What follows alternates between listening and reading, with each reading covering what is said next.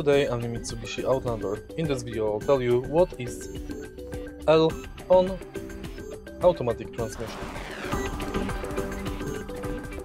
Meaning, take a look in the center of the car. Right here we've got the automatic transmission. As you can see, here we've got the L. Let's switch to it.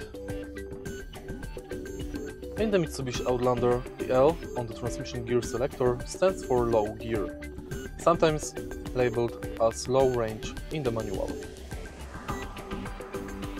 When you shift the Outlander's automatic or CVT transmission into L, the system keeps the transmission in lower gear ratios.